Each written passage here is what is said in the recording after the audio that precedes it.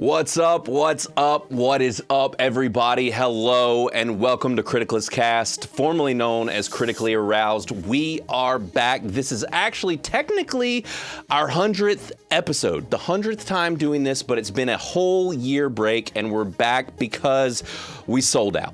We sold out really, really hard to me. And that's with Criticless. So we today are actually going to do a number of things, one of which is actually just to explain Criticless, talk about it a little bit, and then talk about Critically Aroused, what and who we are and what we're about.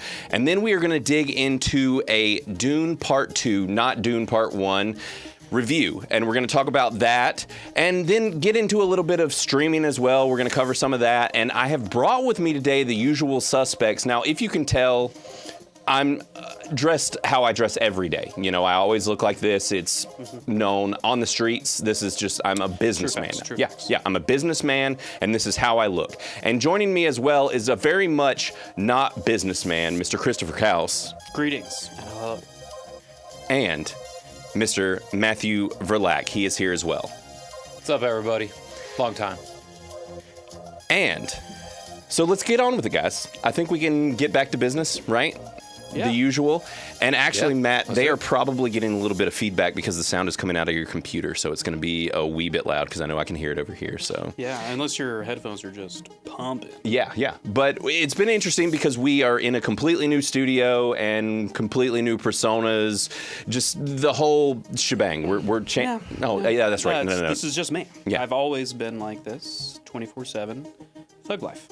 Yeah. I mean, I'm from the streets. yeah, it's very obvious and clearly do fitness. I do fitness. It's true. Yeah. Yeah, he is definitely a fitness instructor on the weekends. Yeah. And Matt is clearly, you know, a musician or Shampoo model also. yeah, shampoo model or what is your luscious locks called? A French? Oh, I call this the weekend. Oh, the weekend. The weekend. That's just what you look like on the weekends. Yeah, perfect. But yeah, so really, I guess what we should dig into first is Criticless, because if you know us from previously when we were doing Critically Aroused, you know, we were just a simple podcast talking about movies and TV shows and just what was going on in the news. But now we have pivoted a little bit and we are tethered to my new entertainment reviewing platform called Criticless.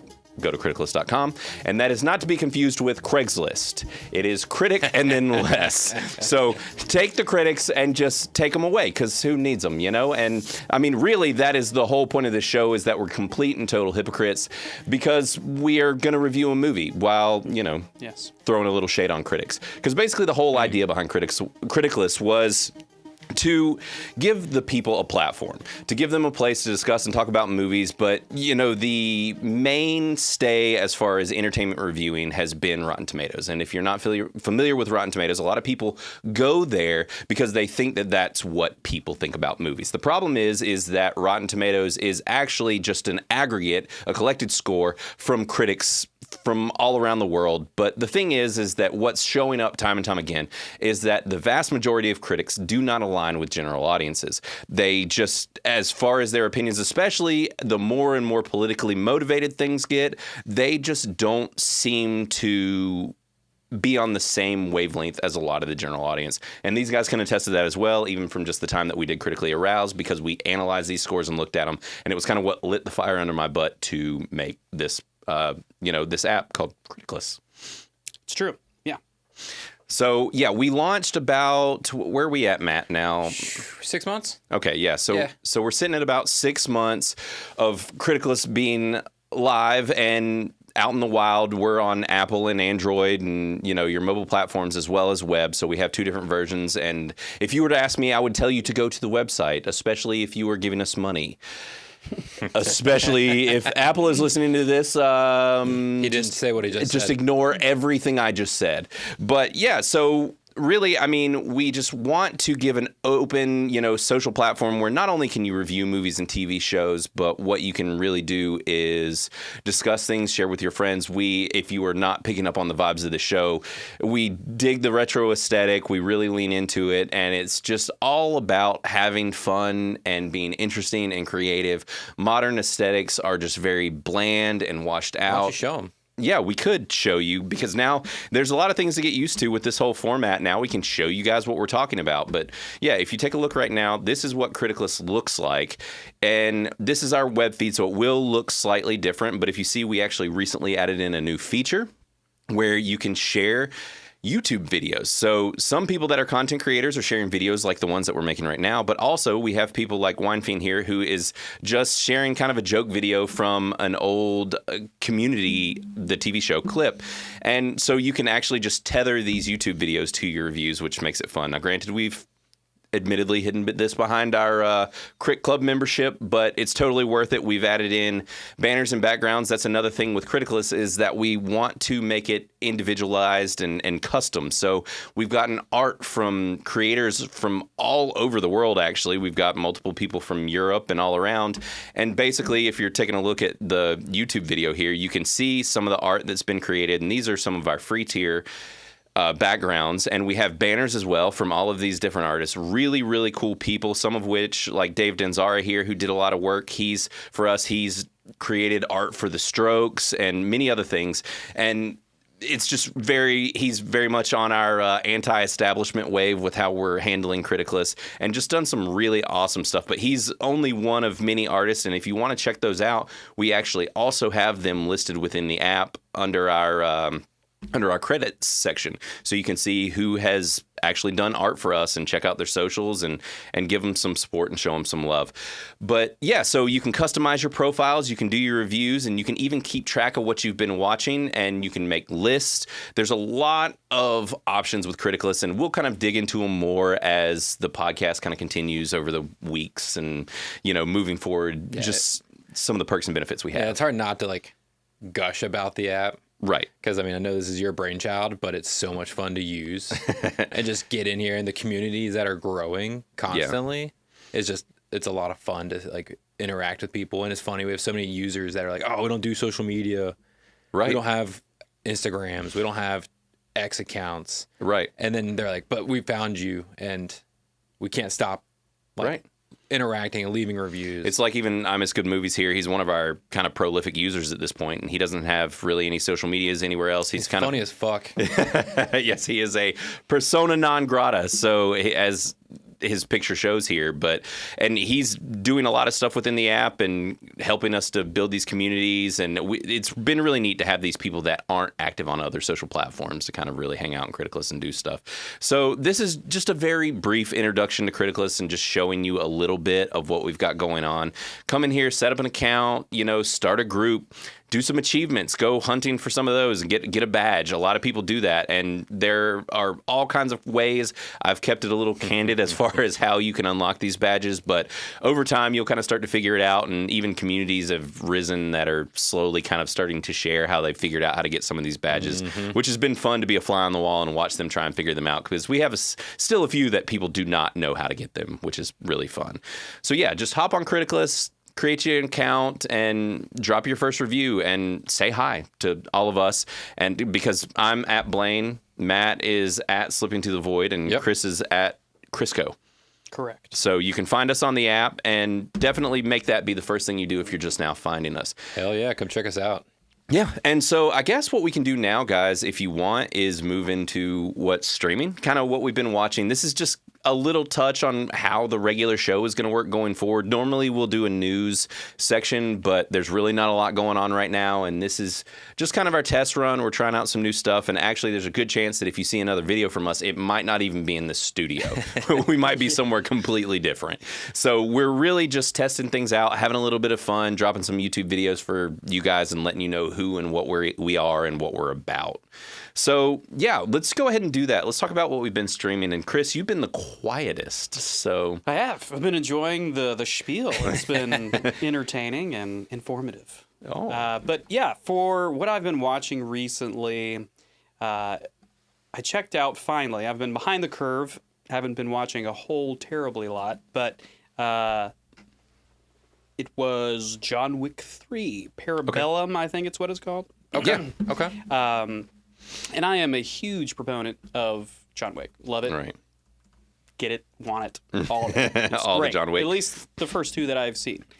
So going into the third one, I had high expectations. And you waited a while to watch this one because John Wick 3 came out back in, let's see, yes, it looks like 2019. 19. I was way off. Yeah. Yeah, so it's been a hot minute. Right. I know the fourth one came out, I guess, not terribly long. It was last year. Last year, okay. Yeah. And the TV show, which I'm guessing you have not seen, which I haven't is seen either one of those The things. Continental is awesome. Oh, yeah. Yeah. Continental, that's right. It had a different name. Yeah. No, but I finally did get to the third one. Going to work my way through and watch Continental and the fourth. It's just eventually, Right. step by step here.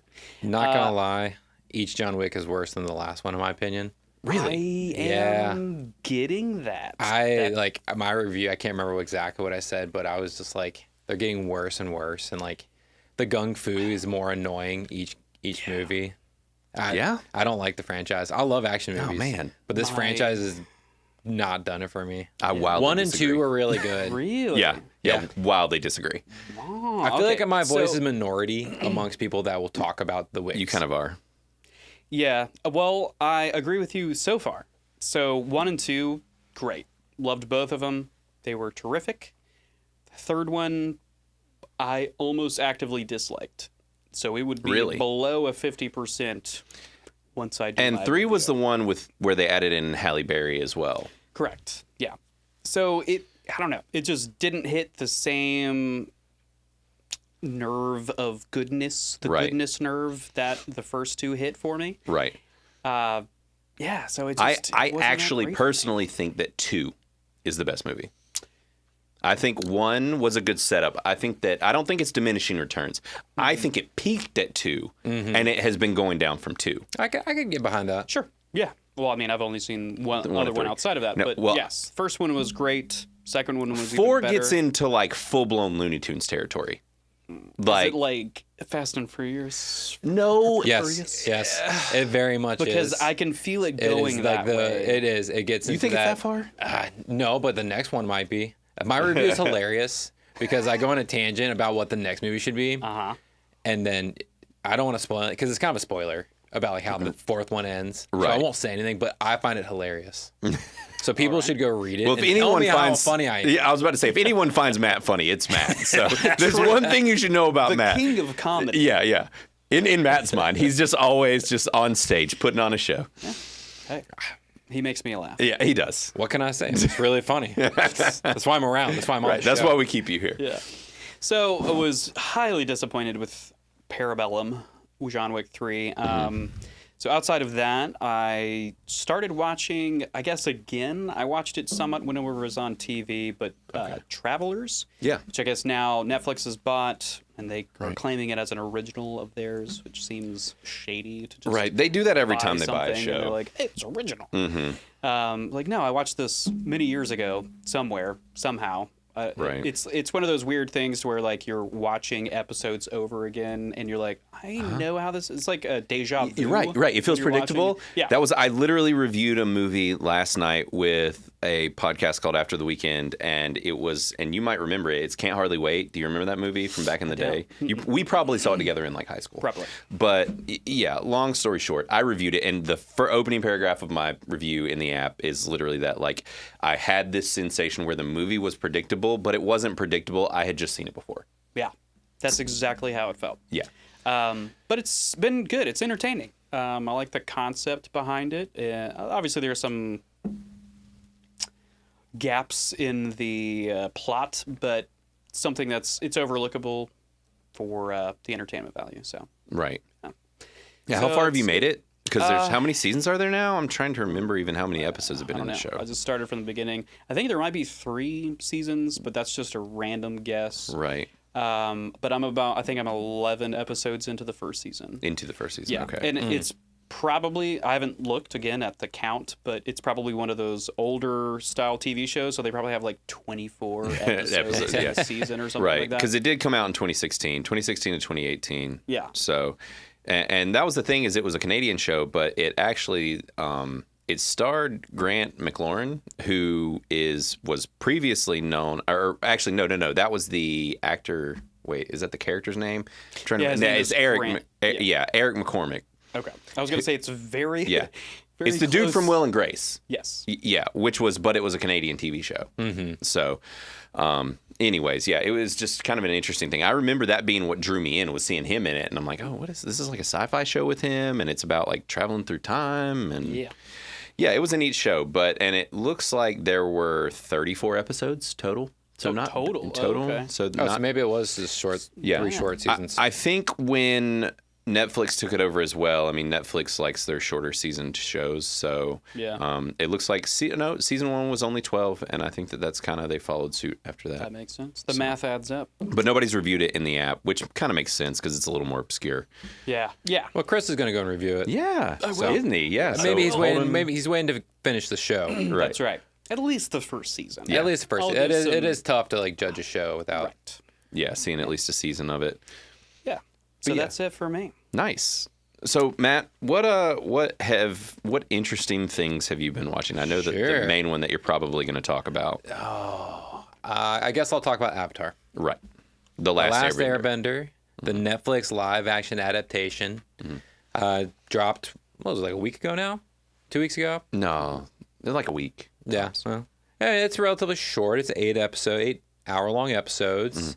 It is nothing like the trash ass movie that came out. M. Night Shyamalan. Yeah. Shyamalan Ding Dongs. Mm-hmm. Yeah. Worst movie. Yeah, I think it is his worst movie. Yeah.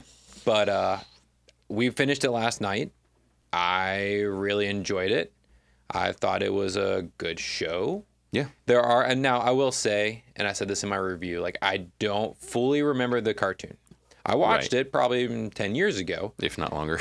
No. Oh, you saw it after the fact? I was not a Nickelodeon kid. Okay. So I did not see it until I sat down and chose to watch it. Right.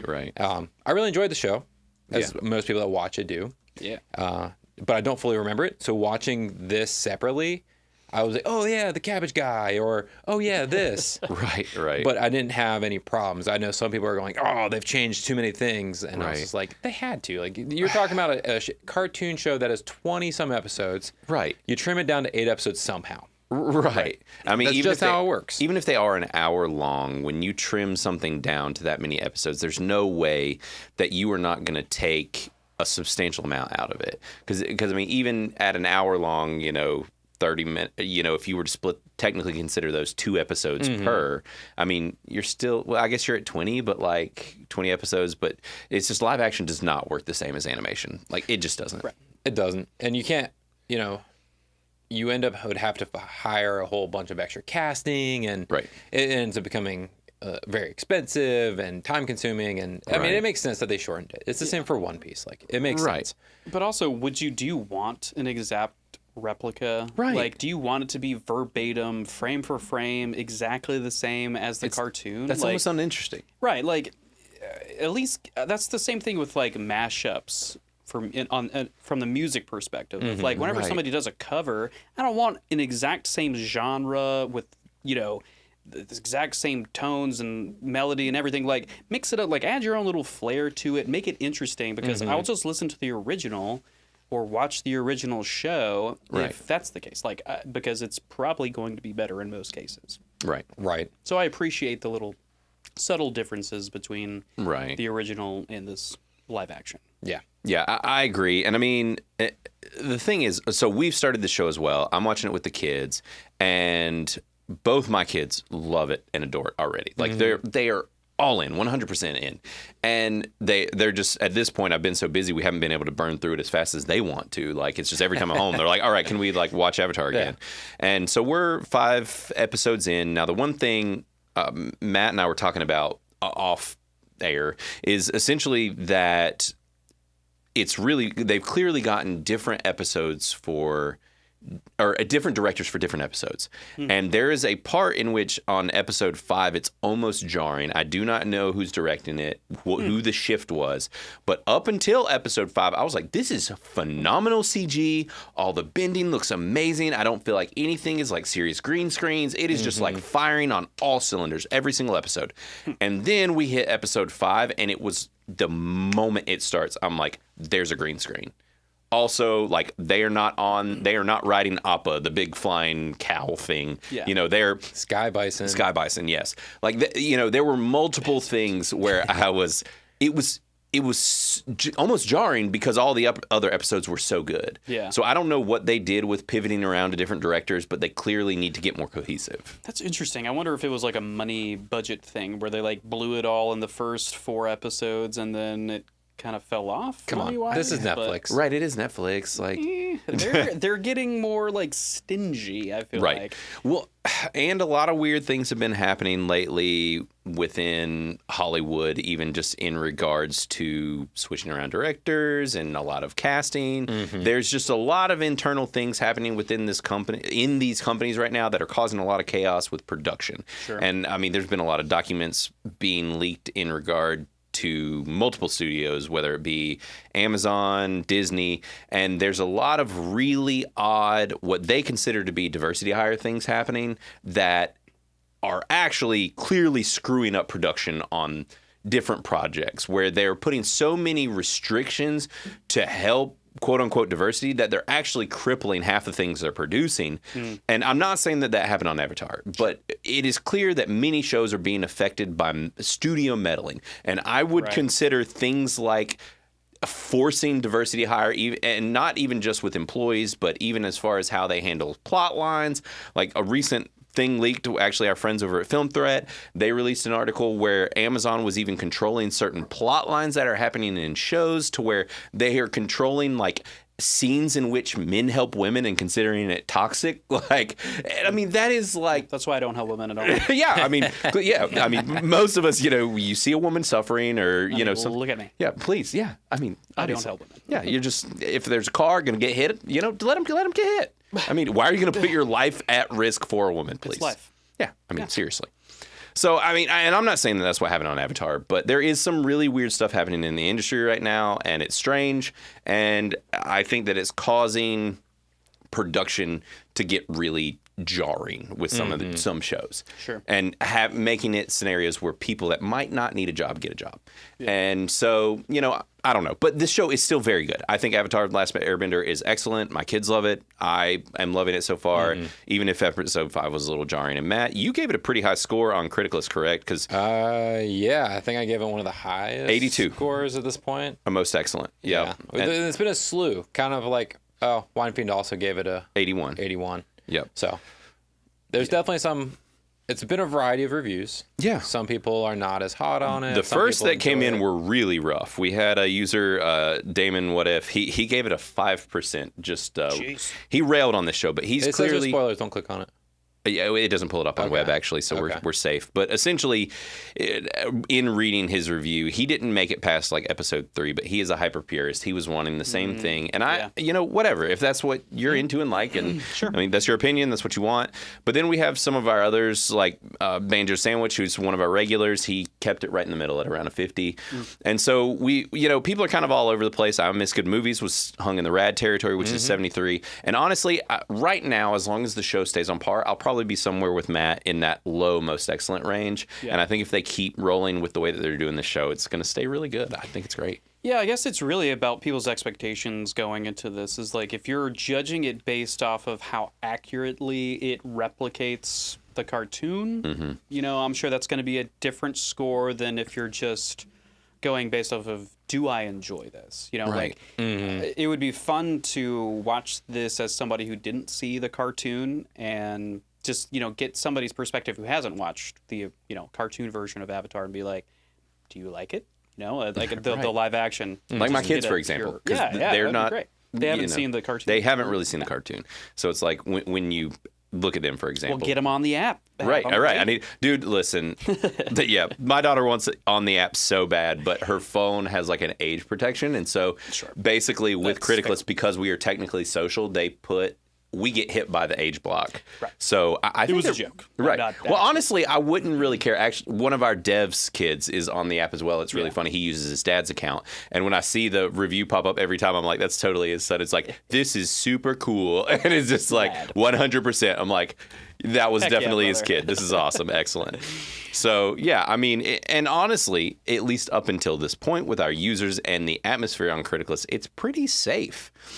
And that's one of the things that we didn't talk about earlier, but one of our selling features of Criticless is that we allow users to go in and essentially rate based on the themes of the movie, whether it be violence, nudity, and sexual content, and even things like political bias. And you can go, very left, very right, or nothing at all, and just a family-friendly rating. And that really seems to be resonating with a lot of our people, because when you can come in there and you can very quickly just slide these little sliders and be like, okay, most excellent movie, super family-friendly, no political bias, no nudity, no sexuality. When you're able to go in and really just run these sliders super quick and then see what everybody else thought in terms of those themes as well, it makes it really easy. Like, I could honestly see certain groups thriving within here, like my kids, with their school co-op that they do, like where it's like a co-op group and the moms are sharing like, hey, I just watched this with my kid. Like, this was really great. Or, hey, look, this was like not only hyper political, but like in pushing messaging,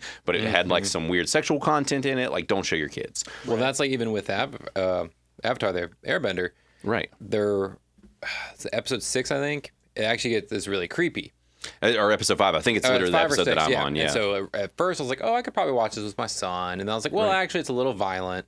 Right. And then there was that really creepy. I was like, I'm really glad I stuck with my gut. But with this, once more reviews start coming in and everything, people start filling it out. At a quick glance, you can see, there is violence. There is something scary. Right. So it's not as kid friendly. Maybe you can be like, okay, like 7 years and up, 8 years and up kind of deal. Totally. Yeah, and that is one of the big things with like that family friendly slider is so many people are going in there, and that, like, most of us will literally put like 14 and up, 12 and up, whatever. Right. So it's so quick to just go in there and be like, okay, like there are just a wall of people saying, hey, this is the age bracket for this movie, and it's pretty cool. I mean, nobody else is really doing anything quite like this and letting the users actually contribute. There's other platforms where, because that's what it's about, is the user contributing. I don't want one random person from some company telling me if it's family friendly or not. Yeah, and that's a great aspect of the app as well, is that you can have friends with benefits. So it's it's a close knit group of people that you trust their opinions on things, their morals or compass, whatever you want to call it, their outlook on movies. And they can be what you go based off of these reviews on, and it's just a quick check. Yeah. That you trust. The friends with benefits is really cool. I mean, just building out that list and being able to get an aggregate for just those people. And that's another thing that no one else is doing. Literally no one else. This thing is, to get a score spit out just for you, where it's like, oh, okay, well, I'm going to go look at, Avatar. And when I go look at Avatar, the fact that, 5 of my friends have already reviewed it, or however many, 3, like with Avatar: The Last Airbender, it's sitting at a 79 because Matt, his wife, and then I Miss Good Movies. I Miss Good Movies has already dropped a review for it. So, I can look at that and say, okay, well, the general audience score actually currently on this movie is sitting at a 58. And my Friends with Benefits is at a 79. It's already higher. So I know that at a bare minimum with the audience score, I'm probably there's a chance that I could like it. And then with my Friends with Benefits, I'm almost guaranteed to like it. Right. Yeah. So, just some little perks that we've got going on. And these are things that you're going to hear us regularly reference on the podcast. And when we're rattling through these scores and what people are and are not liking. And the Friends with Benefits will be an interesting one to bring up from time to time, because it's like we can look at things, and all 3 of us might have different Friends with Benefits within the app. And we could actually have a different generated score than one another. Yeah. Just from whoever we've added to that list. So I guess, Matt, was there anything else you want to talk about really quick? Yeah, one more thing. Yeah, what do you got? Tacoma FD. Oh, yeah. So this was a show I was really excited for, but it was on an obscure channel. Yeah. True TV. What is that? What the fuck is True TV? God, cable. I have no fucking clue. Like, I wasn't able to watch it ever. Right. Well, it finally popped up on Netflix. Yeah. Now, Tacoma FD. Did they buy it also, or did it just show up there? I think they bought it. Okay. And then they canceled it. There's 3 seasons. I'm 2.5 seasons. I can see why the 3rd season kind of like isn't as good. But it is from the guys who did Super Troopers. Right. And Club Dread. And I love Beer Club Dread. Fest. And Broken Lizard, right? Yes. Yeah, the Broken Lizard group. Right. Specifically, this is done by Kevin Heffernan and Steve Lemmy. Yeah. And they're the main 2, and they're just still funny as fuck. Like, they are just really still have their mojo. Which, granted, like this Broken Lizard crew in general, I feel like it's a very millennial. You got to know, like they were in their peak when we were kids. or High high school, school, yeah. high school age, Yeah. and we're just dropping bangers. When we were at the appropriate age to enjoy that type of humor, Yeah, right. is when they were Because this is like goofy, dumb, potty humor, like you know. high school. But that's the thing is they're still that way. And they do kind of toe the line. It's interesting. I think they did the best job of kind of towing the woke kind of ideology, because like the whole concept is that it's an all-male fire department and they do all this like dick jokes this, dick jokes that. Well, Right. then there's a female firefighter that joins. Right. And they're like, oh, we do need to tone this back and be more like a neutral. More PC. So then they learn how to be more the same, but neutral. Gender Right. neutral. Right. Which Include is her great. in the Yeah, chaos. because they literally like, what are we supposed to do? We only know dick jokes. Oh, how are we supposed to haze her? Yeah, you We just- only haze because of dicks. You move to vagina jokes then. They tried. Yeah, it's hilarious because they do.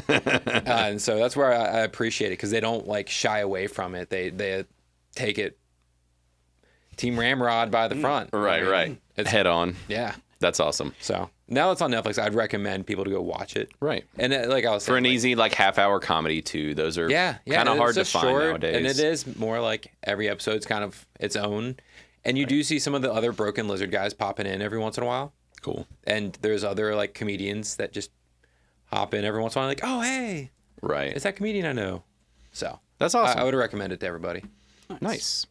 All right, Blaine. Yeah, so really quick, I'll touch on what I've been watching there. I've been watching several things, but clearly I've been watching Avatar: The Last Airbender. I will very briefly bring up True Detective, Night Country. I wish it was called Night Detective, because The redundancy would Yes, be the nice. redundancy would be nice, Detective. because Night Detective. As awful as the show is, that should be what it is called. This is one of the God. worst things I have seen in a year in which many, many very awful things have come out. Ouch. Wow. It is horrendous. The show sucks. Which I will say, True Detective season 1. Now, how you were talking about diminishing returns with John Wick. Yeah. That is the case with True Detective as well. It has been diminishing returns. It has been going downhill slowly. But the problem is that like this isn't even like a slow slope. This season 4 of True Detective came out, and it is a cliff. It just went completely off the cliff. And of course, we're in a scenario right now where the critics are just over the moon about this dumpster fire.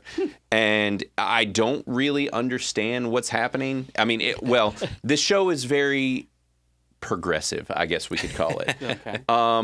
But that the soup. Yeah, it is. And Progresso? yeah, it's bad. It's poorly written. The story is bad. The first episode drew us in, and they were showing some of these like hyper political nature that it was possibly getting into. But then it was just like, we were like, hey, we'll give it a shot. We'll let it go. We'll see how it progresses. And by episode 3, Sydney and I were both like, this is actually unwatchable. Like, this show is as close to unwatchable as can be. The mystery, they turned it into a borderline like supernatural show, which True Detective never was. Apparently by the end, they never pay off on any of that. It's not actually supernatural. They're just pretending the whole time. Do you know what? I almost disagree slightly with one thing you said. Okay. The first season was going along that paranormal. Also, if you remember, Very lightly. they very lightly, but it was enough to be intriguing, and it was done so well that is so disappointing to hear. I mean, obviously, I think each season's been worse than the last, and I stopped after the third, halfway through the third. Right. And I was like, I'm never watching any more of this. This is ruining my opinion of the first season.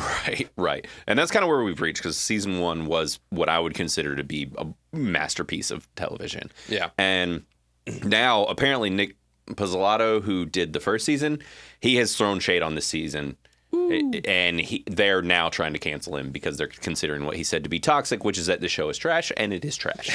So Saying that a show is trash is toxic? yeah. Well, the I'm problem going to is get canceled real real quick. Well, the problem is that it's like when you make something hyper political in its entirety. Yeah. Now it's like if anybody comes against it, then you're coming against an ideology, not just like a bad product. Right. And it's like, no. This is like not even art anymore. It's just bad. Like it's Yeah. everything about it. I would not recommend you watch season 4 of True Detective, and I'm a huge fan of season 1. This is just not good. Both the characters are female leads, which I was fine with and totally cool with, but the problem was, as it kept going on, both of these characters were written like hypermasculine men. which was really weird. And it's like, okay, well, maybe there's some women out there. But the more it went on, it was just like, I have been alive long enough to know a couple women. Neither of these characters are... No. Yeah, right. I don't think so. Yeah, are like any women I've ever met before. And then on top of that, they're just like almost more manly than any men that I know. I mean, it was a weird thing. And that's only even touching on some of the really bad writing and cringiness. You two? We are your friends. I mean, y'all are. So Yeah. Not great examples. Of Yep. I mean, we got Curly Sue over here and, Sweatband McGee. So, no, I just don't think it was good. It's not a good show. Don't watch it. It's a waste of time. And, Cool. Wasn't planning on it. Thanks for confirming. Yeah. And the funny thing was, we followed it up with a very similar show because Sydney was so disappointed by how bad season 4 of True Detective was. So we decided to watch season 5 of Fargo, which is also fairly similar. It's been going on for a long time. Yeah. Every season is unconnected. It's typically about murder, all of that stuff. Yeah. Sure. So what I'll say about season 5 of Fargo is it is also quite political. I have never in my life seen anything making a harder effort to shit on libertarians ever. Why would they shit on libertarians? This show attacks libertarians. It's really popular right now. It is fairly because it's the most middle ground. Yeah, because they're like, I don't know, people think that they're like shitters that don't do any. Like they're just so middle of the ground. Right, Don't even middle know of the what they're road. Talking about, Right. Yeah, it's Yeah. Well, because the problem is that right now the Republican Party is crashing. The Liberal Party, Democratic Party is crashing, and so many people are moving to the middle ground. And the safest place in the middle ground is libertarians. Where does the establishment not want there to be a middle ground, right? Like the libertarian space. So what better space to go after than libertarians? And I mean, they shit all over it. I mean, it's kind of wild. Like I was pretty impressed. The villain of the show is a hyper-religious Christian libertarian that also still kind of supports Trump, like to the point in which he has a cult compound and has an army of his followers to come help him while playing Trump's theme song. So he has a theme song. Oh, it's the song that Trump is known for always coming out on stage and like dancing when you see Trump doing his whatever it is that Trump does. So it's that whatever that song is. I can't remember which song it is. I had but no idea. Sydney pointed out and busted out laughing. It was just like they really did this. Like I cannot believe that they put this in here. So with all of that to be said, though, this show is fathoms better than True Detective.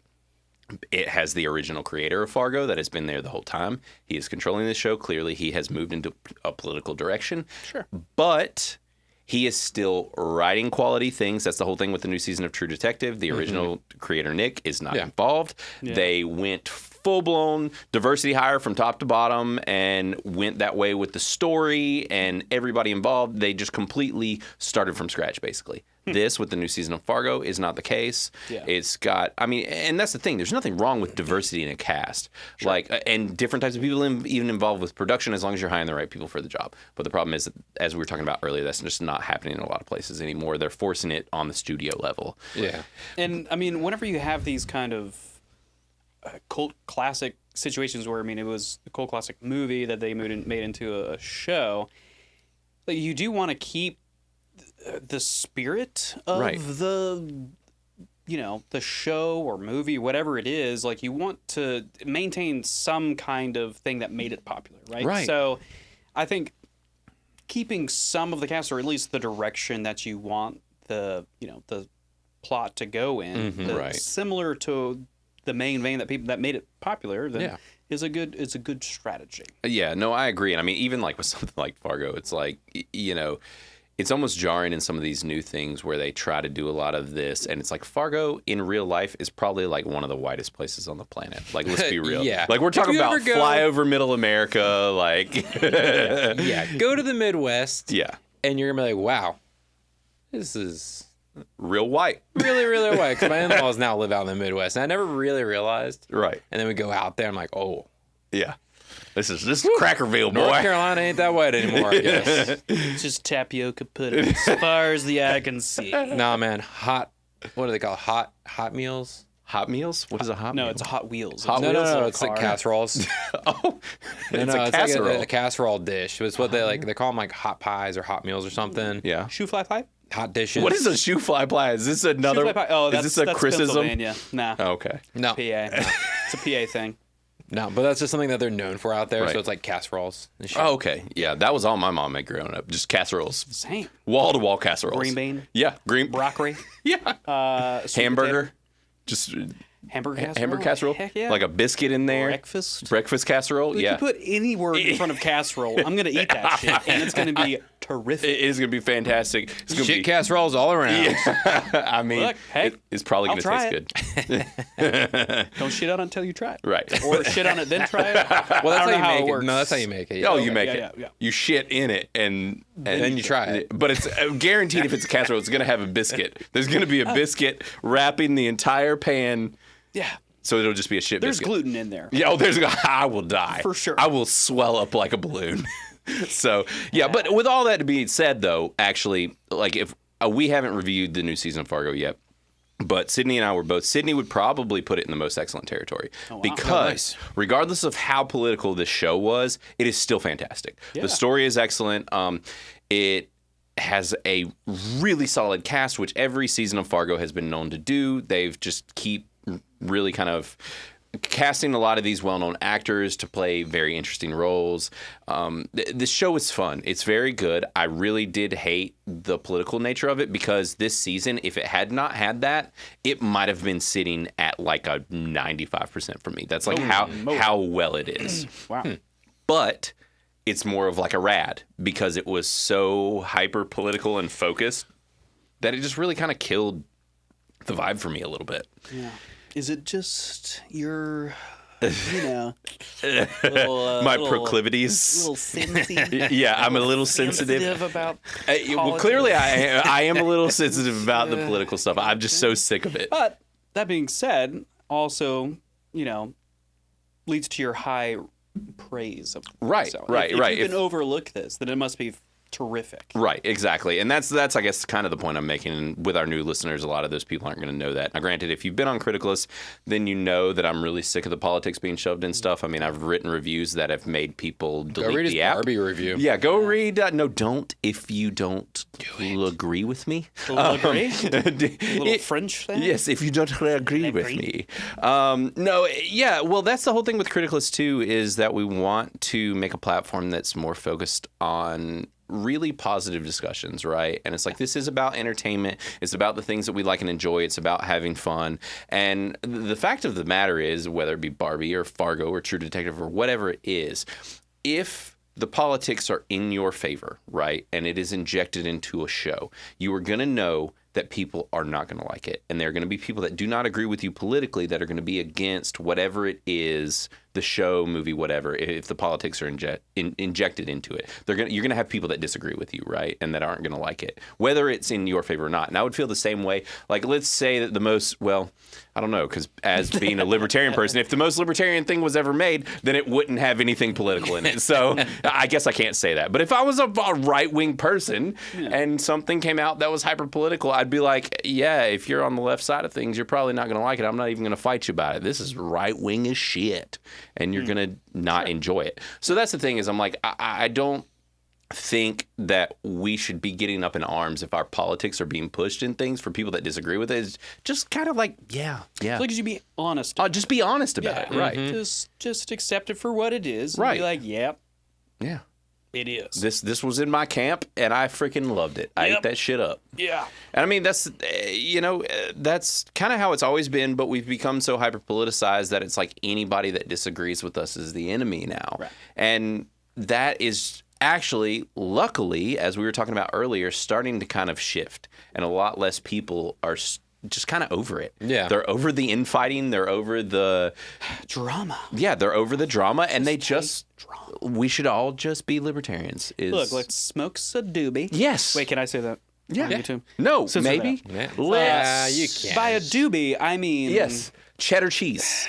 Thank you. Yeah. That you is just perfect. You roll up cheddar cheese and the you only thing rolling better. cheddars. or like cheddar. Chris and I, we smoked straws one time. You could just smoke a straw, Also, suck in some Not a hot sponsor. plastic. Do not do this. This is a parental warning. I'm not a parent. But Never smoke a parental straw. warning. Plastic, bad. Real bad. Don't do it. It's everywhere. Yeah. It's in our blood. We got plastic blood now. There's little particles everywhere. Microplastics. It's running through our veins. We're basically just plastic people. If tiny plastic's bad, just think about big plastic. Yeah. Big plastic's even worse. Big plastic is horrible. Yeah. And then think about just sucking it into your body through your face hole. All right, you're getting me excited. Sorry. Oh, it's getting hot in here. Ooh, my body. Yeah, we're not going to talk about sucking plastic into our bodies anymore. And on that note, why don't we talk about Dune? You guys want to talk about Dune? Yeah, let's go suck some plastic. Let's talk Yeah. about giant wormholes. Jerk this hard right turn. Why's it got to be right, Chris? Why you got to? We're gonna do a downward. There we go. Downward. No, upward. Everything's looking up, upward baby. slope. We're Yeah. going up. We're doing. We're We're riding going that up the dune. dunes. up the dune. We're dune surfing. Yeah. I like it. So this is also another thing that made Critically Aroused special, and we have carried it over. Honestly, we're carrying over most of the things from Critically Aroused over into this show. Even us as people. yes, us we have been carried over. outside Well, of I might selling be out. an alien at this point. We've left behind. Remember those books? The left behind. My other Christians know what they're talking about. Speaking of hard right. Yeah, for real. Oh, God, what's that guy's name? Well, you know, it was funny. We were talking about it the other day, and we didn't realize that actually Nick Cage literally made a Left Behind movie. Did talk about Yeah, it. yeah. Wow. Wild. I feel like we need to watch that. I yeah. kind of want to see it. Has Xena seen it? Because she's like numero uno fan of Nick Cage. I don't know if she has or not. I mean, Right. she kind of grew up slightly religious, so I don't know if she would have seen that. Or I mean, not. well, and this came out back in 20. So, who knows? The Nick Cage Left Behind movie came out way after even the first one, which was in the early 2000s. Mm-hmm. So who knows? But yeah, so check out Anyways. Nick Cage and Left Behind, the Official Christian sponsor. the Christian end of the world movie. Yeah, so let's talk about Dune. But anyways, what I was getting into is what made Critically Aroused special, I think, is that one of the big things was that we kind of came after the critics a little bit, and we hyper-analyzed Rotten Tomatoes scores. And the fun thing now is that not only does Rotten Tomatoes exist, but we exist. We have Criticless. So we have our audience scores that we can look at, and then we also have our Rotten Tomatoes scores, which we can compare to. Now, one of the hard things might be that we are going to be reviewing a lot of things early, and so our Criticless scores might not quite be there to predict and to kind of guess what people are going to think about it. But one of the big things that we did with Critically Aroused, and we're going to keep doing with Criticless Cast, is that we're going to try and predict what the critics think about a movie. Now, with Dune Part 2, we already kind of have a built-in little bit there from Dune Part 1. Also, after seeing it, this is just hyper predictable. Like, as far as what the critics are going to think, I personally think. So we can go around, do a little round table here as far as what we think the percentage rating is going to sit at for Rotten Tomatoes for Dune Part 2. And then we can kind of guess where Criticless is going to sit. And it does actually tend to be the case that Criticless is substantially different than Rotten Tomatoes from what I've seen. Which is, this one's going to be tricky. Yeah. It will be. I think this one will probably Dune have a come chance. out for another 2 days. Right. And I honestly think that there is a chance that this will hang closer to Rotten Tomatoes scores on Criticless than most things do. Yeah. But we'll see. So I guess the question of the day is, what do you guys, I guess we can start with Chris. Chris, what do you think that the Rotten Tomatoes score is going to be? I have never looked at the first Dune on Rotten Tomatoes, nor have I looked at this one, so I have nothing to base this off of. I don't know if have y'all. So it's sitting at an 83 currently on Rotten Tomatoes. The first one. Oh, Yes. okay. Yeah, the first one is sitting. Spoiled As a spoiled the whole thing. He's like, I forgot how we do everything Our here. format. No, so Dune I Part didn't 1 really was wanna at know, a but thank you. Right, an 83 on Rotten Tomatoes is Dune Part 1. So knowing that that's the case after seeing Part 2, I guess would be where you're going to guess that it's going to sit with Still critics. going to 82. Yes. That's so funny. That was one of the numbers I was thinking of. I'm in my pretty mind. sure that is what I gave the score for Part 1 of as well on Criticless. You are critics. I am not. I'm going to say 73. Ooh, interesting. all right. So he doesn't find it as predictable as Matt and I do.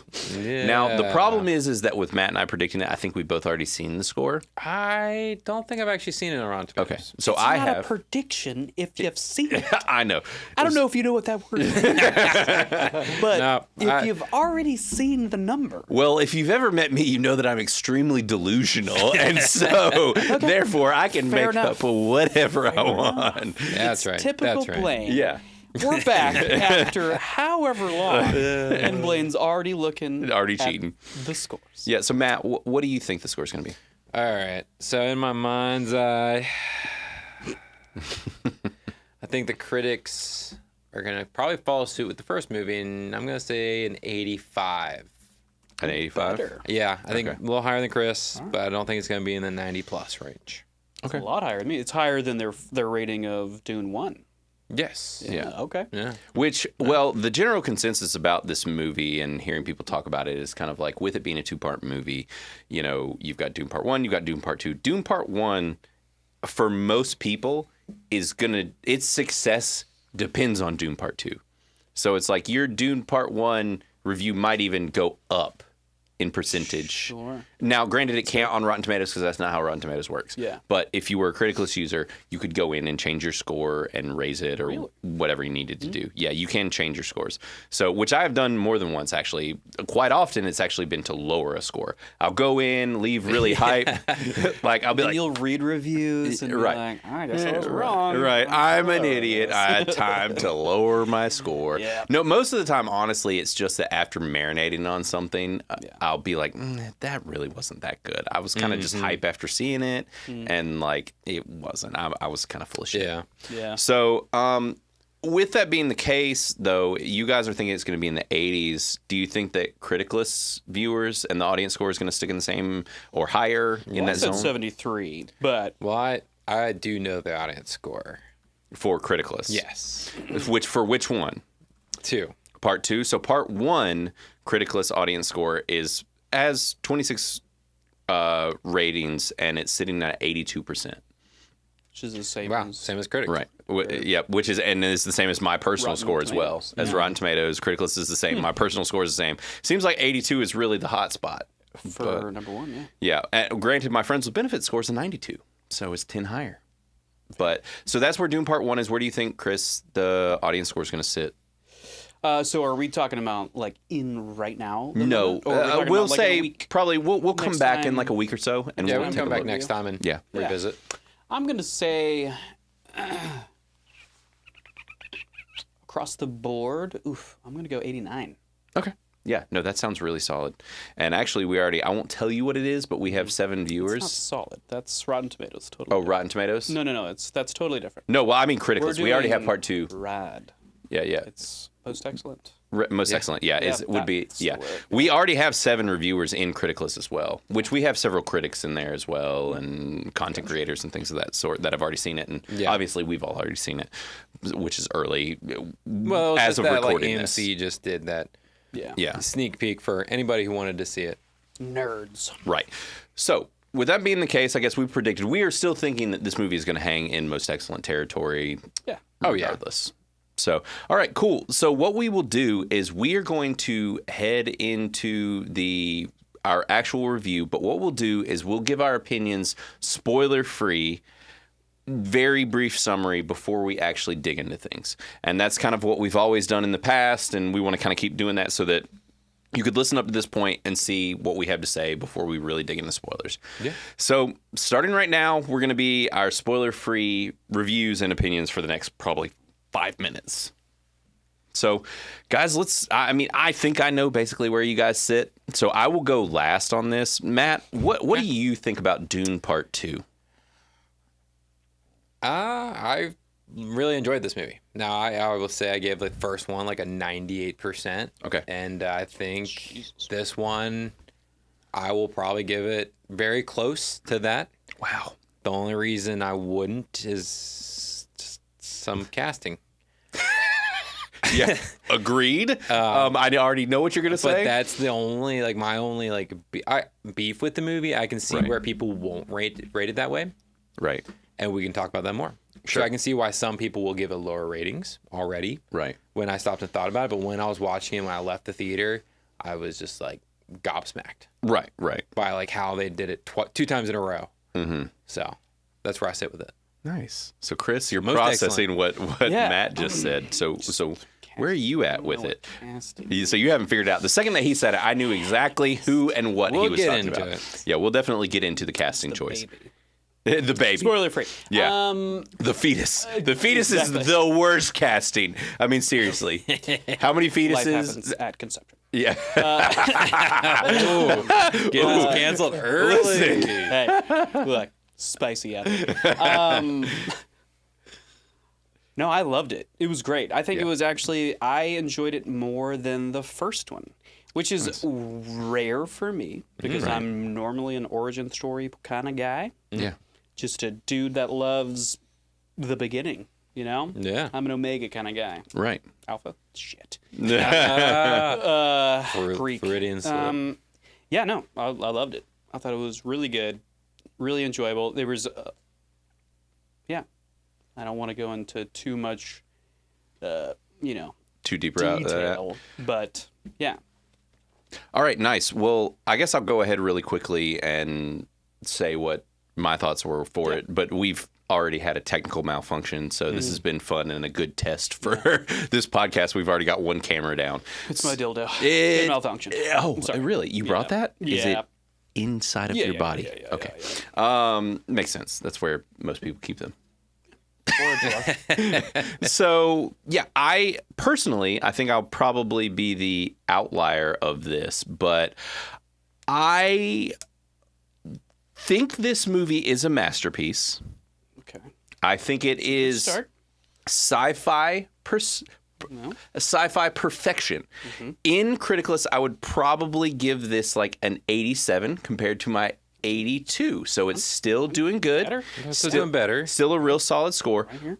The problem here lies in Dune itself. Ooh, the sand. Fucking Yes, sand. the I sand, know. all the sand. So much sand. What are you, that's are you, really where Anakin? my You problem. and Anakin. Same Me and boats. Anakin, Sure, like man. borderline same person. I mean, I would probably grow up to be a Darth Vader. I'm already Natalie Portman. businessman, suspenders. I'm one step away from murdering everyone. So, Sure. yeah, basically, my thoughts with Dune are a little, I don't know, muddled. I don't really know. Like, I think that this movie is an actual masterpiece. I think that it is peak cinema. I think it is absolutely brilliant. This movie is fantastic, and I'll have plenty more to say about it. I know, which is like you would We're think. all- Me saying that, I'm like waiting for the roller coaster is going up, but honestly, I just don't like the world of Dune. Oh. I find the world of Dune now. This could change after part 2. Interesting. So, like the universe. The universe of Dune. Story is built in. Right. And so the big thing, my thoughts with Dune, my biggest beef with Dune is that this world. Now, granted, I realize that Frank Herbert wrote this years ago. It is a progenitor for science fiction, and this is, a highly revered story, all of that stuff. But my issue is just that when I finish something like this epic tale, where it's like even like watching the first thing that comes to mind is the most recent Batman movie, where I watched it. The Batman. The Batman. When I watched it, and I was like, that's Batman, right? Like As the comics I'm Batman, right? And so like I loved it. And the first thing I did, I went out and I bought more graphic novels. Like I went back and played old video games. I was just like Batman. Yeah. When I finished this movie, I'm just like, cool. That was a superb film. I am not gonna read this book. I don't want to know anything else about Dune. I do not care. Does that make sense? Like, do you kind of get Sure. where I sit with that? Like, Did it get like too in depth for you? I Was it find this world to be cumbersome. muddled? Yes, I Yeah. find it to be muddled and cumbersome. I find it to be wildly unapproachable for probably a lot of people. Sure. And I mean, as a sci-fi buff, like it does hit for me, but I understand fully how there are a lot of people that this is probably not going to resonate with. Yeah. And I just find this world to be rather unapproachable. Okay. And that's most of my beefs with Dune. It's just the world itself isn't anything that I want to immerse myself in. And maybe as it expands and gets outside of the actual planet of Dune or Arrakis, whatever you want to call it, then maybe my opinions will change some if there's another film. But right now, it's just that world. It's so cumbersome. There's so many terms. There's so many names. It's almost like he took a lot of inspiration from Middle Eastern words and terminology, where it feels like when they talk about the Freeman and all of that, like it feels like a lot of very foreign words, and even the other countries, and it comes across, it's hard to remember and process, and I think that's probably the case for a lot of people. Yeah, your honky brain just my honky cracker brain cannot keep up with Dude. That's the long and short of it. So the only actual, like, I guess, comparison or critique I'll throw towards you, a question, is, so what's that TV show / book series that both you and Matt The read Expanse? and watched? No. Red Rising? Nope. That's That's not a book TV series. show. It is not a TV What's show. the one that they made into a TV show that y'all liked? I didn't really like. The magic was Wheel of Time. Wheel of Time. So, I mean, they're like, That is just in the weeds, watching too. that show. Right. I'm like, there's a lot of shit that I'm not Right. following here. So just as a fair comparison, Right, Wheel of like, Time versus Dune, yeah, that like, universe how do you, versus this one. Can you compare them and say that I have Dune one is word. okay, One word to answer yeah. your question. hit me. Sand. I knew it. Those fucking tiny particles, man. Oh, gotcha. Look, It's sand. Can't fault you. Yeah. I mean, I'm right there with you, man. Listen. As I said in my first review for Dune of part 1, the color palette, the world, Yeah. would make Zack Snyder have a full-on erection. Sure. The world of Dune Yeah. is Zack Snyder's wet dream. Yeah. And now, granted, I love Zack Snyder, but like brown gets boring. I mean, as a color palette. The end of Criticless. Sorry, guys. We're signing off now. We're not even 2 hours in. That was the You know? light. Meet us next week whenever we change our lighting completely. It's gonna be sepia as fuck in this bitch, just to make up for that. Yeah. Yep. Yeah, it's. Solid wording choice. Love it. No, I mean, I understand what you're saying. I mean, that's kind of like a stereotype for cinematography, Right. is to like layer on, this filter Right. to make areas fit into their motif. Totally. So, but yeah, I think you are correct, and I am interested to see where it goes in episode 3, or wherever Right. they take this, because apparently They teed this up. I don't know how there's they going make. beyond 6 books, so right. Yeah, we're staying out of spoiler territory. Yeah, I was Let's- like, Jesus, where are we? Yeah, let's Or spoiler free. Right? Yeah, this is spoiler free. So what we will do now is we will switch over to our spoiler free conversation. So we're back. We have fixed the cameras. The batteries are in and charged, and Matt does not look completely blue like he's from what was that? What was the band? Was it Aqua that released The Blue Man Group? Blue Man. Well, there was Blue Man Group, 85? but the Eiffel 85. That's who it was. 50. No, we don't want to get copyright strikes on our Yeah. first video. Let's pass on that. Singing is too good. Yeah. No, that was amazing. Though I won't grace you guys with my amazing voice. Too much It's too much this time. So yeah, we're it's spoilers now, all the way down, folks. So bail if you don't want to get this movie spoiled, but. Really, it's going to be interesting to talk about, and I don't even know how to really address this movie now. We've talked about the fact that I wasn't crazy about Sand, and just the color palette. But really, I mean, for me, like, I do think it's a masterpiece. Like, this movie is great. It's excellent. Mm-hmm. It's masterfully crafted. I think that, we have excellent actors, a phenomenal director. It's just, I mean, it's a really good movie. So I mean, don't take my little bit of it's your one critique. Yeah, it's my main critique. It's just that this world I don't think is my favorite, and that's the case. But it doesn't diminish, I think, the quality of the movie. Yeah, and so I'll expand kind of like on what you were talking about, because I fully understand how this is why people aren't going to like it. There are going to be people that just are like, I don't understand or follow like the names and all that, which is 100% understandable. Like that's why I've bounced off the book several times. I have tried to read the book at least 5 times. I end up listening to it after watching the movie, and me watching the movie, getting the names kind of familiarized, and then listening to the book, not even reading it, listening to the book helped me like get through the book series. Right. And so I could see a lot of people, because this movie does not explain things very much. I mean, it explains them walking in the sand. It does not re-explain very many other things. Right. Or even like in regard to the fact that they have, everybody in this world, it almost feels a little medieval because everyone uses swords, but you have these highly technological people who are constantly using swords, and you're like, why don't they use guns? But it's like, but my guess is, at least, and it's probably explained in the book, that the reason that they don't use guns is because of the shields, and you can't shoot through the shields. Which they explained in the first movie. Did they? Did they say you couldn't shoot through shields? It was that the item has to go slowly. But they don't ever address guns, though. But I think that's why. Yeah. Right. It's because the shields are literally made to deflect that stuff, and that's why you have to go slow to go through it. Right.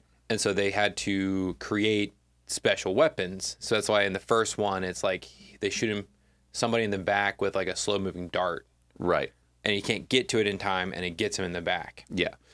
And so I guess you're supposed to interpret that, but it's like there are certain moments in this series like that where I'm like, yeah, you kind of explained like the dart and whatever, but it's like, I'm sure that some people are watching this being like, these are like hyper civilized, like they have like, they have guns on their, dragonfly ships and all this stuff, but nobody's using guns. Everybody's running at each other with swords. It's a little barbaric, and it's just more of I don't even know if it's a flaw to the world, but it's just a flaw in the fact of adapting something like this to an audience that is new to it and to a book that is rather unapproachable. And I mean, like I said, I've tried to read the book like 5 times. I've even tried to listen to the book multiple times. It's just really kind of hard to get into. Yeah. And so I think that is my biggest deterrent in this world. But I do think that this is excellent. Like, that's not what I'm getting at. I'm not like trying to crap on the movie, but I think it is my holdup. But now we will probably spend the next however long praising this movie and everything that they did right. So, I figured let's go ahead and glorify this movie a little bit, I guess, Chris. So yeah, I mean, you're definitely the highest on it for sure, I think, or you were Matt, but yeah, I mean, I thought it was great. I understand what you're saying. I don't see how it's true for this movie necessarily. Like, I don't. I would not say that I am some Huberman, whatever his name is. oh right, Whatever. I'm not a huge giant Dune or Herbert, fan. Frank Herbert. Thank you. Yeah, I said Herb. Hubert. Old Herb. Old Herb. Me and Herb don't go back Yeah. that far. You know, like I've seen the 1980s film multiple times, but it wasn't ever like a cult classic to where I would watch it every year or something like that. I've probably seen it a maximum of 4 times in my life. Right. I've never seen it actually. Never read the books. Obviously, everybody knows I don't read. I don't know how we to question read. if you know how to read. It's not a thing. So like that's not on the table, but it's not that complicated to me. Like, I mean, there's certain houses, like it's a single name. You don't necessarily have to know, every individual character's name, but you know that they're a part of this house. Right, but I mean, and then you've got like the Bene Gesserits. Yeah, the Bene Gesserits. Paul has like 3-4 different names. Yeah, Moabdib and see, I couldn't have said it now. Usu.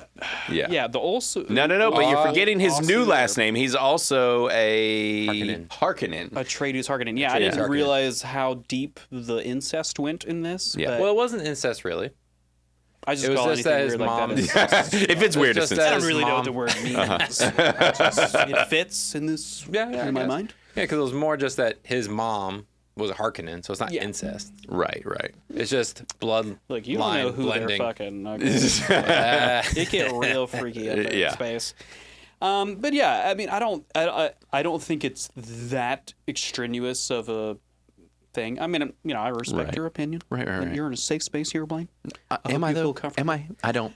It's not saying. So I respect you Yeah. as a human being. I just think you're wrong. Oh well, if I had $1, And that you're an idiot. No, I mean,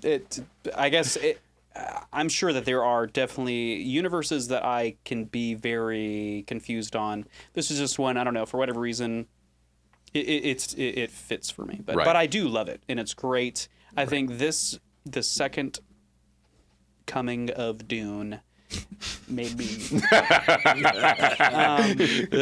no, but I think Matt touched on this whenever we were in the movie.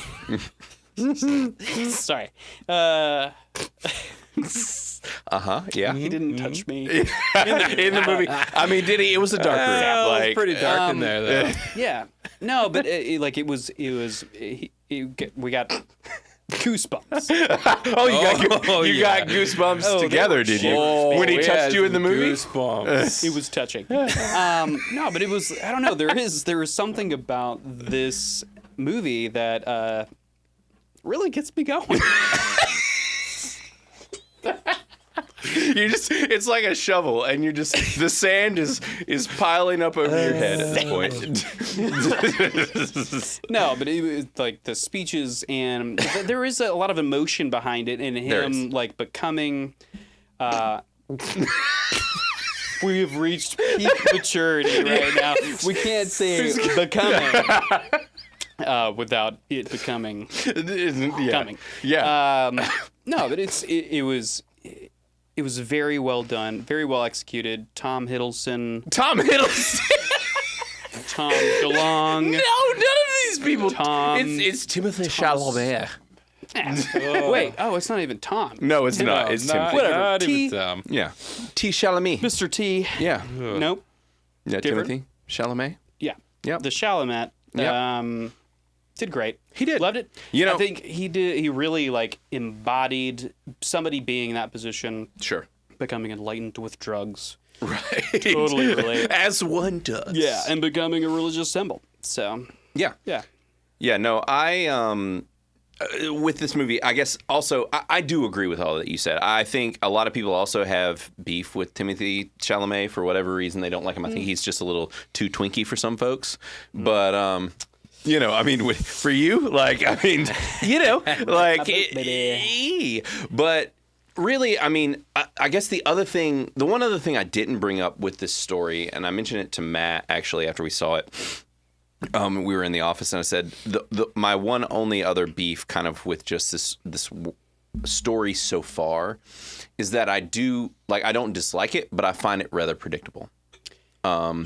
There is nothing. The only thing in this entire movie that actually like surprised me was just the fact that he was a Harkonnen.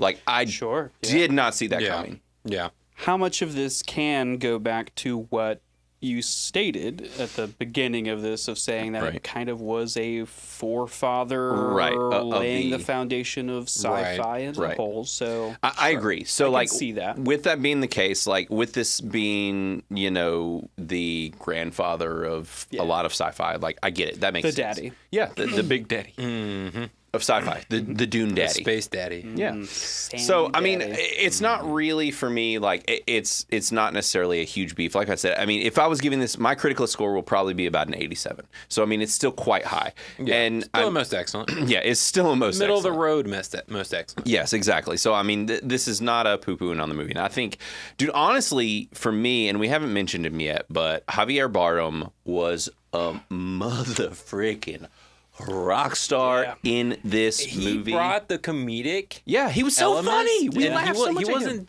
funny like in the first one. No, he was Like, not. He was serious and playing his role, and then this one he brought perfect comedic relief To the whole by film. being serious. Right. But it was like that religious fanaticism that. Right.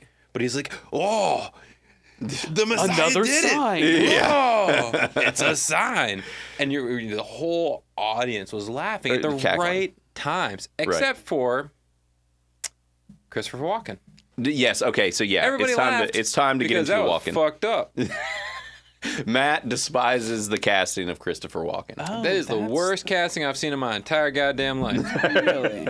Yes. Christopher Walken's one of those actors, Yeah. that is Christopher Walken. He's not anyone else. Not anymore. Like maybe back in the day he was. Fantastic. But he's like Tom Cruise. He's like The Rock. He is his own entity. And then him as a space emperor, just there talking like he normally does. Right. No.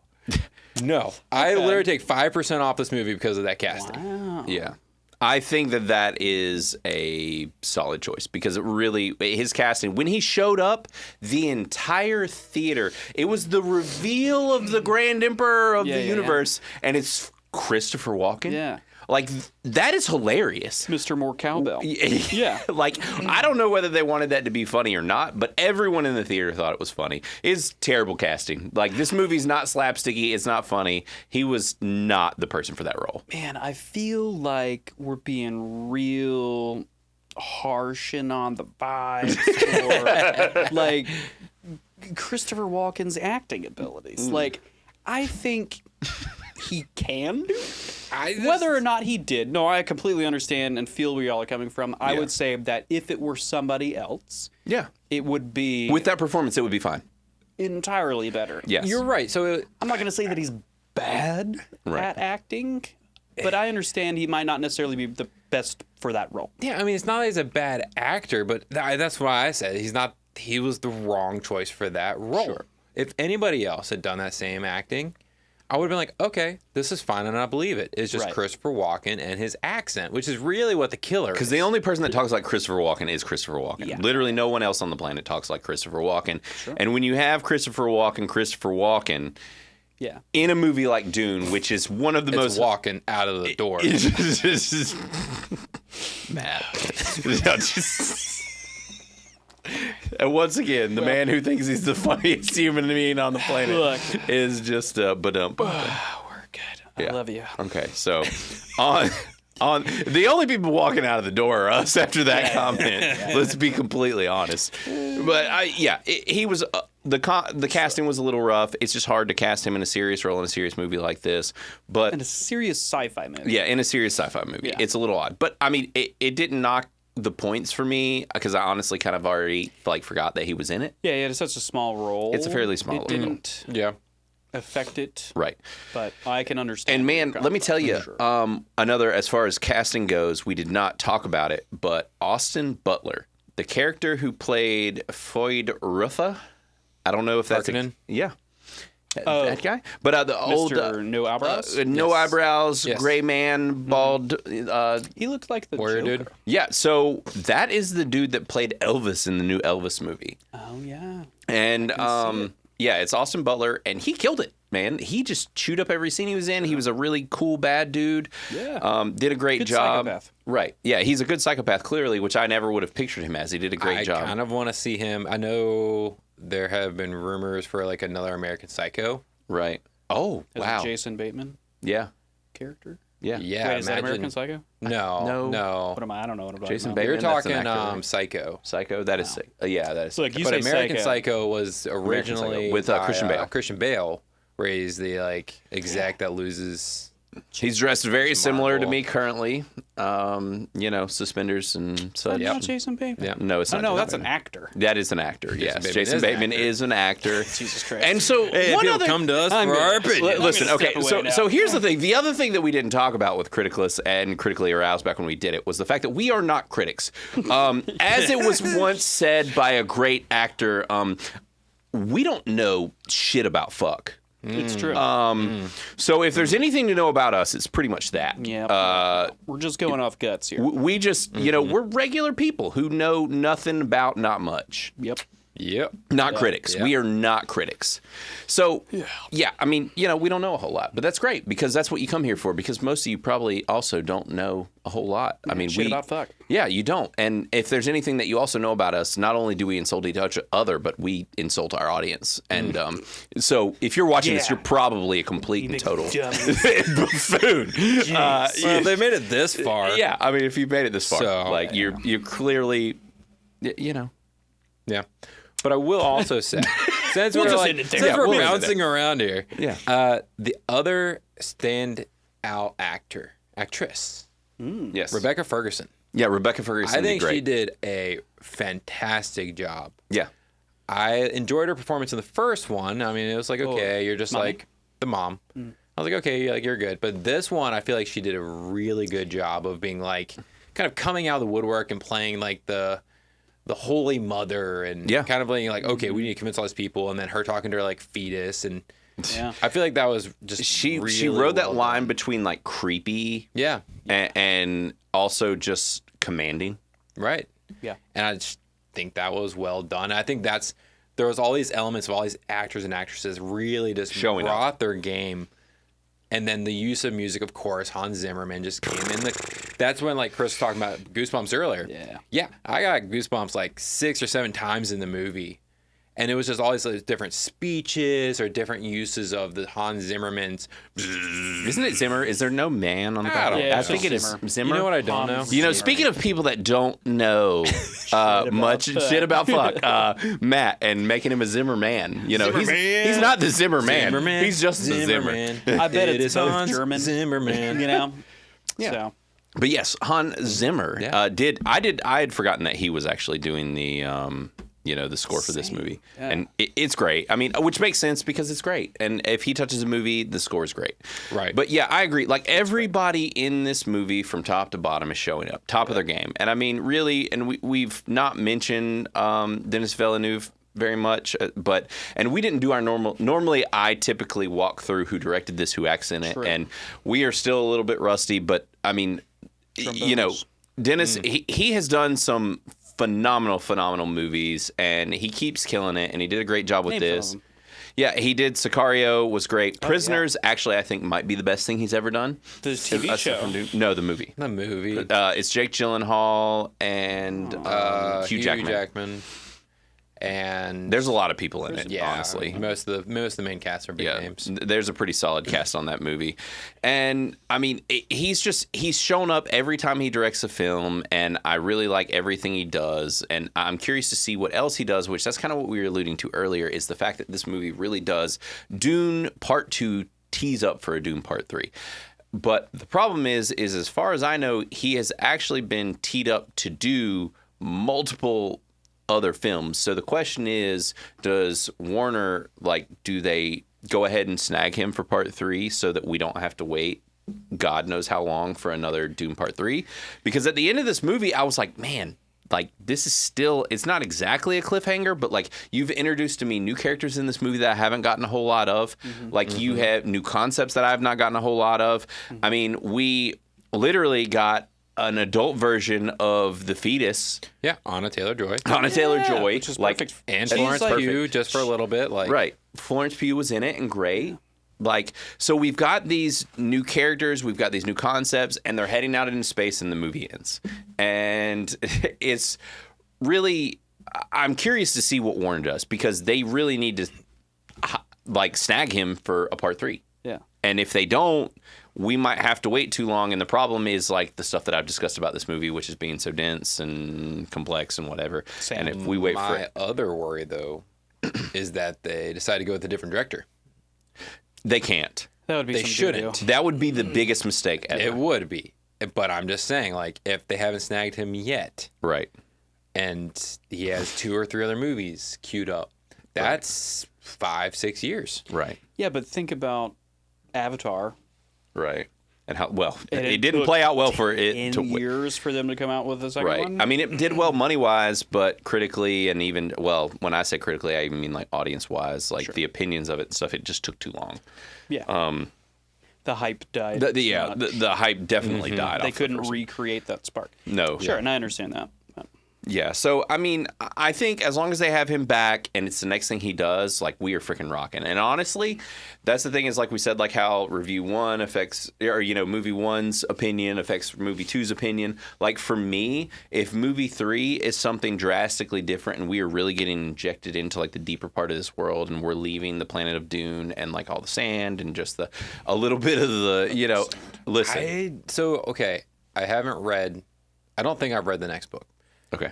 But it's literally called The Messiah of Dune. Right. And then the third one's called Emperor of Dune. Right. I think there's going to be sand in it. More sand? Listen. He just brings a little pack with him. Well, satchel of sand. he just carries the sand around his pocket. It's a jar of sand. Yeah. Right. Yeah, I mean, now, dude, really, though, all that aside, like the moment that he finally gets to ride the sandworm, like, bro, intense, epic, just goosebumps. Yeah, goosebumps, like freaking phenomenal. I mean, there are even shots in this movie where he's literally like standing on top of a sand dune, and you're like, yeah. Like, that's how good of a director we have here. Like, it just the gravitas of this film. Like, this is a colossal achievement. Yeah. Nailed it. Yeah, but I mean, it is like there are going to be people that watch this, regular folks that are just like, I don't really get it. Like, this is kind of artsy. There was a planet. It was all gray.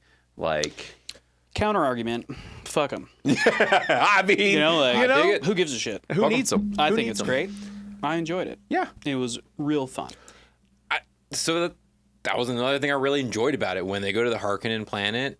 Oh yeah, I can't remember what it's called, and everything was black and gray, and I was like, what the fuck? And then they were like, they mentioned just off the cuff, and this is where I think people bounce off of it. So much of it's just off the cuff. Yeah. But they were just like, oh, the black sun.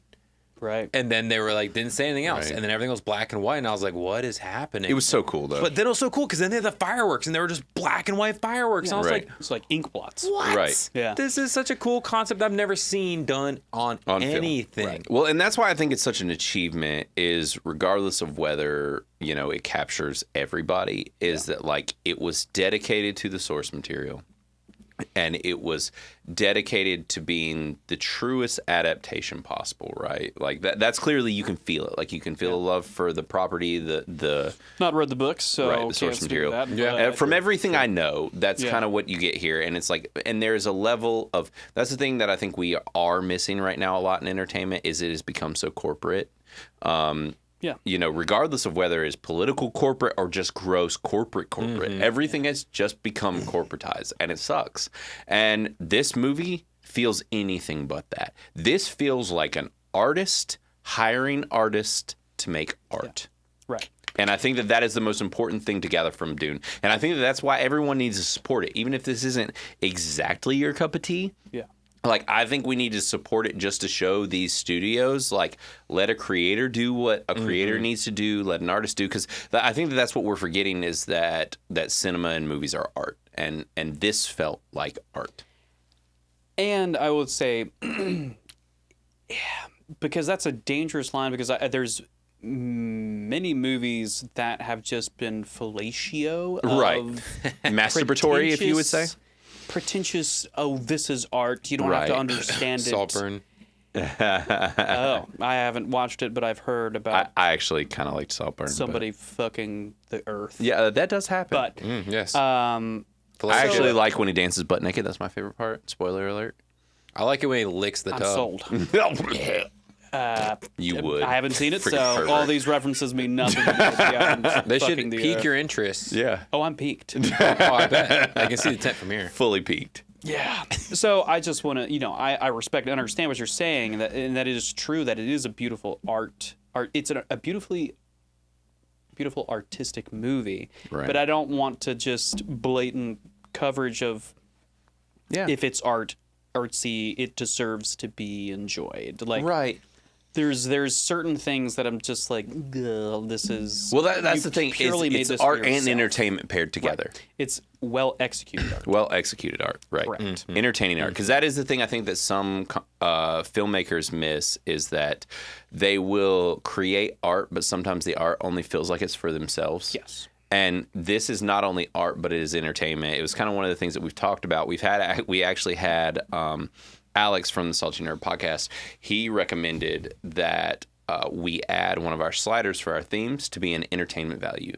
And it specifically be a theme rating for, how entertaining is it? Where it's like, this might be a 50%, 20% movie, but it is maxed out on entertainment. Like, this is the most fun I've had. It is a really good, bad movie. Right. Yeah. Right? Because sometimes something can be entertaining and not one thing or the other. Pacific Rim. It's a dog shit. No.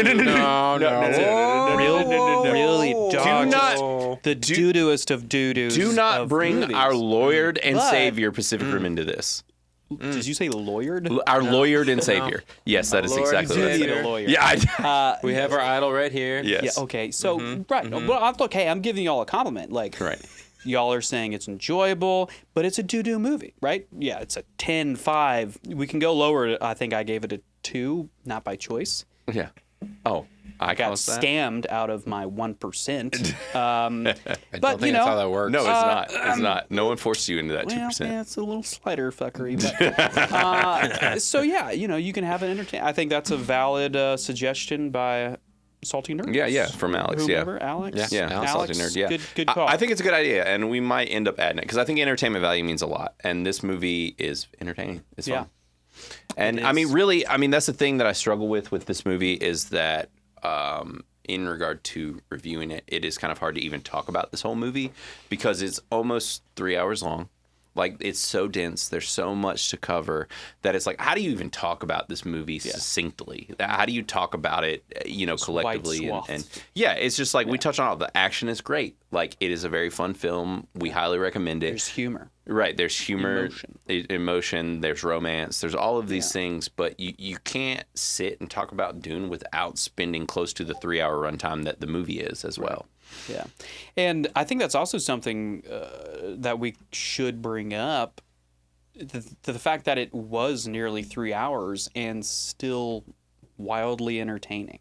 Right. Like, I feel like it's something that not many movies can do to keep you entertained. Like, I don't feel like there was any lull in the movie. It's where I was just like, yawn, let me take a quick nap while they go monologue about something. It was it was either action packed or informative enough to keep your attention and interest in it. So the suspense was enough too. Yeah. The drama. Yeah. Yeah. So mad kudos even on that front. But Right. So I guess now with where we are, with how dense this movie is, we're not going to get into the hyper nitty-gritty of it. It's just too much. So do you guys want to go ahead and kind of wrap it up? Y'all know where we sit and film. Matt wants to talk about something. So there was one thing. Yeah. You know what gives me a chud? A chud, yeah. Every time they use the voice. The voice, you don't like it? I love it. Oh, you love it. Oh, it gives you You like that? same. I do too. Yeah? Yeah. That is, I would call that a chubby, is what I would, that sounds like it called Gets some nips hard. Y'all like that? Yeah, for Yeah, sure. men or women, just either or, just just the Tell me jarring, what to do, just like, mommy. give me, open the jar of pickles. Yeah. See, what I liked, and we didn't get it from the very first movie, is where like all of the just like gray human beings are just like hamburger, cheeseburger. Like that is the chanting. yeah. Like I wanted more chanting. That's fair. And we didn't get it in this movie, and so therefore that is actually why it's an 87. demerit. That's All right. what hurt it. That's what brought it. Look, down I to an respect 87. that. Understand it. I wanted that grumbling. Sure. But That's so fair. the That's voice fair. was cool, and and it does add to the obviously another thing I guess we should bring up is like I feel like I diminished it a little bit as far as the story in regards to its depth and like what is going on here. Is even though it is quite predictable as far as storytelling goes, it does have layers. There's a lot of political drama here. Yeah. There is the religious aspect is actually quite fascinating. Yeah. And I think this is really interesting. And, we've gotten a lot of Messiah stories over the years or, the chosen one. But I do think that this is an interesting one. It's done well.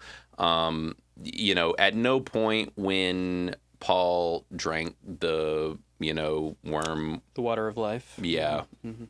Worm skeet. I never thought he was going to die. Sure. But at the same time, like it is all almost, there is a level of religiosity, I guess, that is predictable as well. Sure.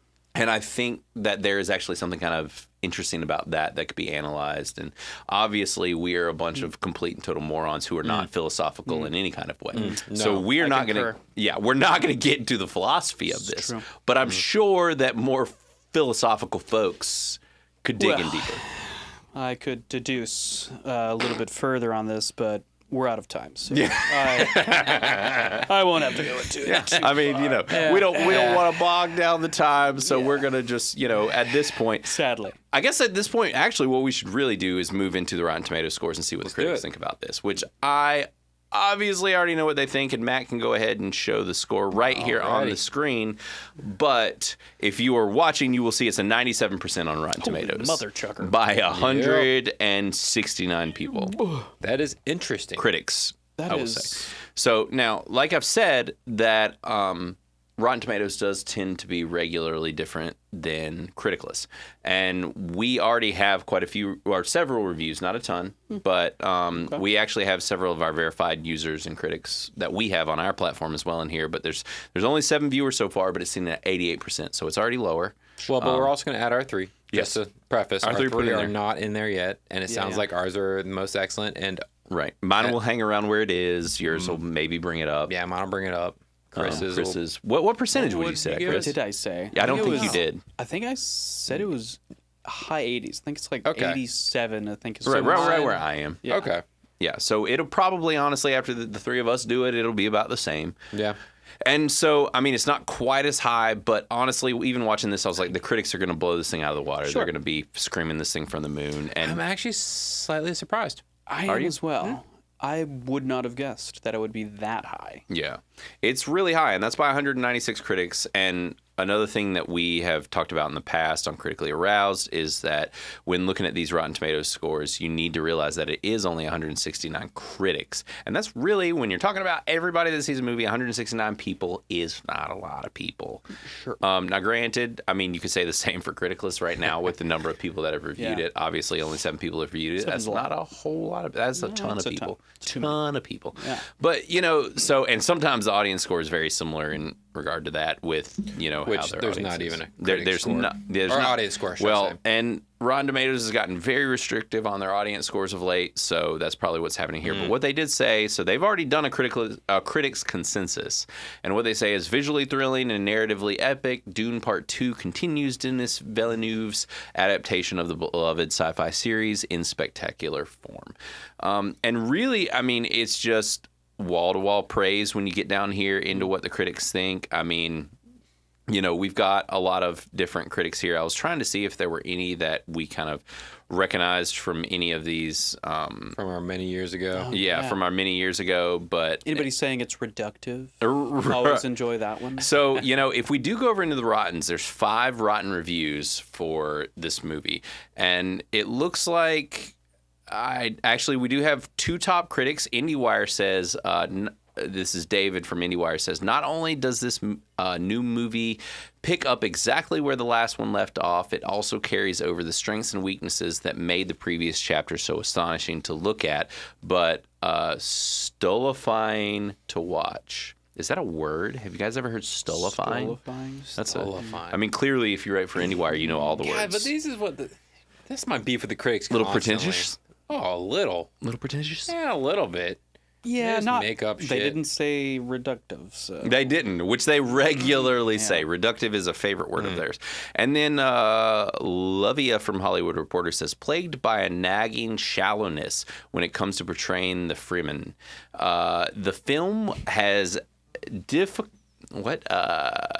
fully embraced the nuance of Herbert's anti-imperial and ecological dystopian text. So apparently this chick feels like it's just a bastardization of the original content. That they didn't give enough time to the Fremen? Right, which is like 90% of the movie. Of the movie? Which she did say She's saying portraying depth. the shallowness and how they portrayed the Fremen, which. Can we also talk about, I mean, granted, this is an old book, you know, but like the name Fremen, like free man, it's a little on the nose. I mean, if we're never really, thought of that before. you didn't really? That was. Gotta think real quick. Wow. Yeah, surely they had a name, just like. Just real quick, this is a side topic. Yes. I appreciate the fact that, like, the old name for Arrakis Yes. was Dune. Dune. It was just like, you go from this, like, really Sci-fi, exotic name exotic of name. Arrakis. Dune. It's what our ancestors used to call it. And everybody's like, old Dune. Like, so I like that. Anyways. a wee bit goofy. Yeah. For sure. But yeah, that was interesting too, for sure. And so really, I mean, the reviews, there's a lot of very high level, you know, Dune Part 2 is sweeping and engaging. It's amazing. A lot of excellent adaptations, that sort of thing. From With that amount of sand, you have to do a lot of sweeping. Right. I did it. That was a Matt joke. That was good. That was good. All right, I'll leave. Yep. You Nice. can go. You can go. So, and for the rest of the show, just so you know, we've had another malfunction.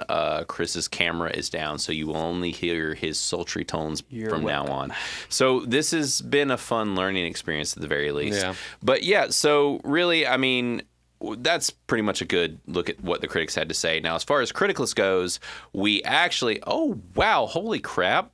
Lofty Pixels is back. He came back and joined us. We have not seen this dude in months. Yeah. He's more of a good name. Yeah, it's a good name. He's one of our content creators. He's actually he was on Film Threats show the other day talking about this movie specifically. Oh. So maybe I don't know if that's what kind of engaged him to come back on. And then Tom Connors actually just hopped on as well and gave us a review. But we honestly, everything on here is, I mean, our very first one, this is Savvy, who is somebody we're partnered with and an excellent content creator. If you do not follow her, you should give her a follow. But she gave it a 100 with her review, which is actually on video format within the app. Yeah. And she's basically described it in her first line as speechless and called it a masterpiece, which, I mean, are words we've kind of used too here. Yeah. It's impressive. It's very good. We just have minor beefs with it. Right. And Sean Zubox as well, one of our kind of prolific users. Yeah, he's constantly in the platform. Good dude. He gave it 100% as well, and he has his video review in here too. And it sounds like he's super high on this movie. I mean, a lot of people are really liking it, whether it be Criticless or elsewhere. So, and I mean, I'm pretty happy with where we are with this. I'm really curious to see where some of the, more muggle folks, the regular people, sit with this movie. I am too. I'll be curious to come back to look at the scores next week. Right. After it's been out for a week and people have started diving in on it process and discussing it a little more. It. Right. And I mean, where everyone's talking about. In all honesty, right now within Criticless, a lot of our users are heavier movie buffs. And I think as time goes on, we will get, we have plenty of lingerers and people that just come in and look at scores and that sort of thing. So those people aren't as constant on the reviews. I mean, Chris is obviously a lingerer because that fool hasn't dropped a review. It's been every day. Right. In a hot minute. So, you'll be seeing his review, won't you, Chris? We'll be there. Yes, Daddy. But, yeah, I mean, it's doing really well in Criticless, and we'll touch back on it, next time we do a review and get into that. But so being that we've had a camera die and we're still just dealing with new tech and all of that fun stuff, I think the best thing to do is probably to wrap up. And if you're new, obviously most of you probably are, we're going to get into our send-off songs, which is actually where we end the show.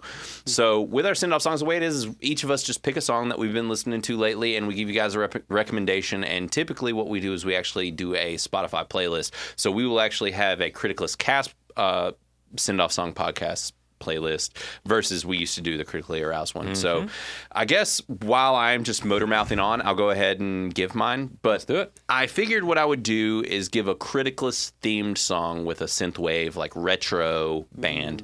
And so I'm going to do the Midnight. They did a song on their most recent album called Heartbeat. It's awesome. Nice. Give that a check out and listen to it. We have seen the Midnight live. They're awesome. Yes. Yeah. I highly recommend their music. If you're into the aesthetic of the app and into the 80s, 90s vibe, then definitely listen to the Midnight.